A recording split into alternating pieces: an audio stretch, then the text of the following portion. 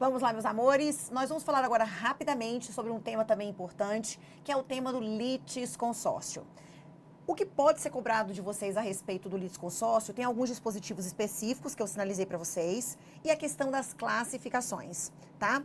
O que acontece? O litisconsórcio é quando a gente tem uma pluralidade de partes em um mesmo polo da demanda. Ou seja, eu tenho mais de um autor, então eu tenho um litisconsórcio.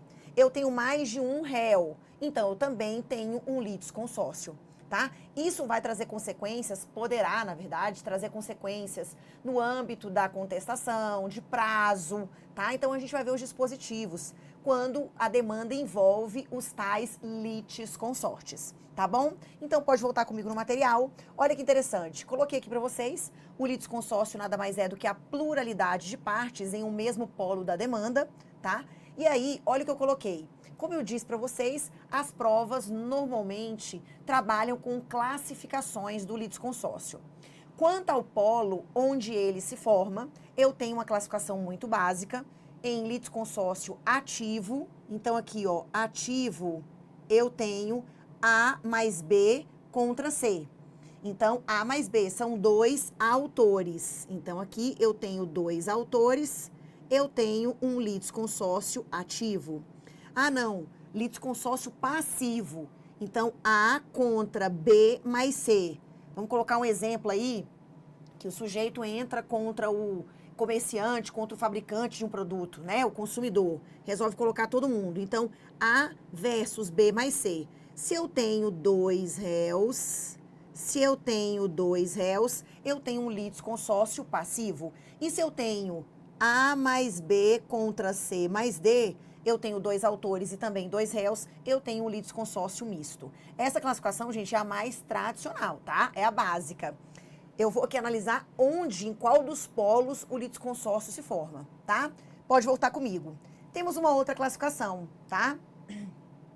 Litisconsórcio originário, também chamado de inicial, e o litisconsórcio, ficou faltando aqui, eu vou corrigir para vocês no material, litisconsórcio superveniente, ou também conhecido como ulterior. Gente, se quando você inicia o processo, quando você distribui a petição inicial ou registra, já temos a formação, é o normal, tá, gente? O litisconsórcio, ele vai existir desde o momento da propositura da ação. Isso é o normal. Agora, é possível a formação, Raquel, de um litisconsórcio superveniente? Sim. Eu poderia, inclusive, elencar para vocês, vem comigo aqui, alguns exemplinhos. Quando eu falo de litisconsórcio, né? Esse aqui, ó, originário e superveniente, porque ele existe, o que, gente? Quando da distribuição ou do registro, da petição inicial. Então, ele já é inicial. Agora, imagina, pode acontecer de A promover uma ação contra B e o B morrer. Lembra daqueles casos que a gente estuda de sucessão processual? Então, ó, o B acontece a sua morte. Então, olha aqui, o B, ele morre. Então, eu tenho aqui, ó, morte. Então, eu tenho A. E aí, vamos colocar aqui, ó, os herdeiros. Vou colocar H1 e H2, né? Os herdeiros de B. Então, antes era só B. Agora, eu tenho os herdeiros de B. Então, esse litisconsórcio é superveniente. E ele é causa-mortes. Poderia acontecer isso também no polo ativo? O autor falece e em seu lugar vem ali o seu espólio. Se for espólio, beleza, né, gente? É 6 por meia dúzia. Mas pode ser que a gente troque o espólio, né? Espólio não, o A pelos seus herdeiros, pelos seus sucessores. E eu tenha também a formação de um litisconsórcio superveniente. Outra coisa importante, outro caso, tá? Reconvenção.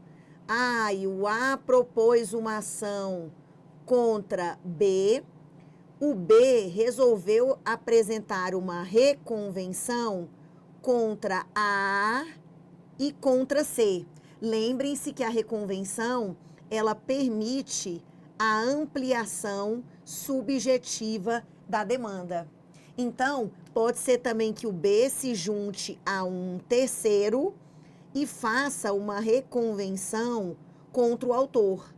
Eu também tive aqui na reconvenção um litisconsórcio, ó, o B mais o terceiro apresentam reconvenção em face de A, ok? Então, aqui eu tenho uma ampliação, ó, aqui o B fez uma reconvenção envolvendo A mais C, o C é um terceiro, depois o B se juntou a um terceiro, que era o réu, e fez uma reconvenção contra o autor. E eu poderia ter também o quê? O B mais um terceiro se reúnem para fazer uma reconvenção contra o autor mais um quarto elemento. Então, isso também seria possível, tá? Eles fazem aqui a reconvenção contra A mais um outro. Então, a reconvenção, ela permite essa ampliação subjetiva da demanda, tá? Eu vou colocar esse esqueminha pronto para vocês.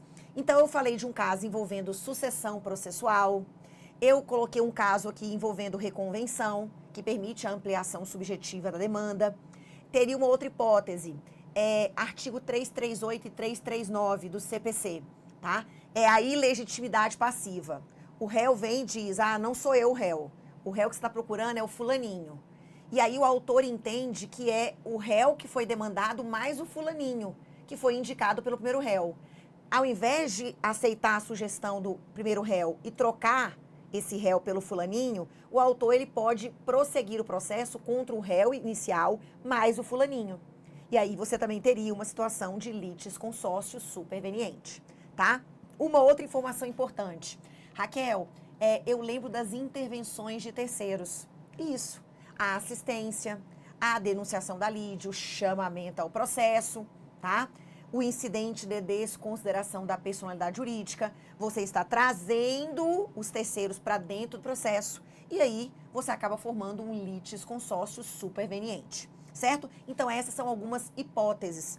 Lembrem-se que o normal não é o quê, gente? O normal é o litisconsórcio originário, o inicial, tá? Mas pode acontecer, sim, nessas hipóteses, principalmente que eu mencionei para vocês aí, esse litisconsórcio superveniente. Pode voltar aqui comigo. Raquel, qual a outra classificação? Essa outra classificação aqui também é tão importante quanto, tá? Quanto a obrigatoriedade ou não de sua formação. Essas duas últimas classificações que eu coloquei são as mais cobradas, tá? As mais importantes. Então, eu tenho o litisconsórcio, ele pode ser facultativo. As pessoas, por um ponto comum, a gente vai demandar o mesmo réu. Nós temos aqui uma afinidade de questões.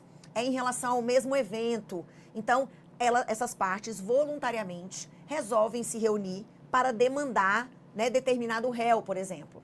Toda vez que as partes se reúnem para demandar alguém, algum sujeito ou mais de um, e isso é voluntário, o meu litisconsórcio é facultativo.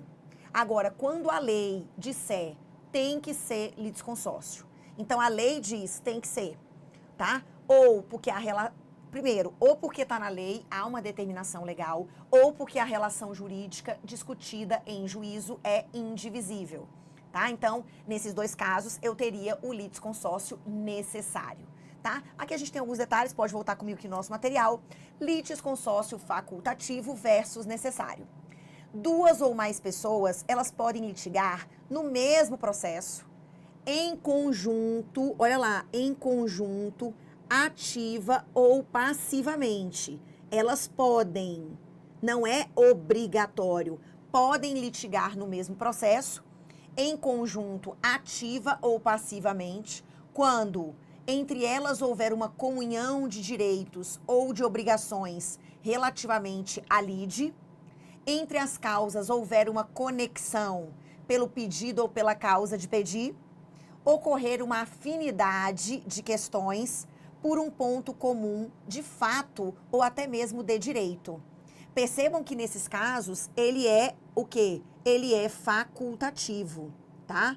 Raquel, ele pode existir então. Imagina, gente, o consumidor, principalmente quando você pega aqui a legislação consumerista, né? O consumidor, lembra que todos os fornecedores que participam da cadeia produtiva podem ser demandados, né? Respondem de maneira solidária. Às vezes o consumidor quer colocar todo mundo no pau. então ele coloca, é facultativo, tá? Então, às vezes ele quer demandar o fornecedor mais próximo. Então, a gente percebe que não existe uma obrigatoriedade, tá? De você colocar todo mundo. E isso a gente encontra principalmente no CDC, no Código de Defesa do Consumidor, tá? Lembrando, então, quando as partes estão, né, no polo ativo ou vários réus são demandados por essas razões, tá? Ah, eu quis assim, né? Vou aproveitar e já vou demandar todo mundo aqui no mesmo processo. Percebam que não existe uma obrigatoriedade. Quando não há essa obrigatoriedade, nós falamos então em litisconsórcio o quê? Facultativo, certo? No próximo bloco a gente faz um arremate aqui sobre essa modalidade para vocês. Não sai daí não.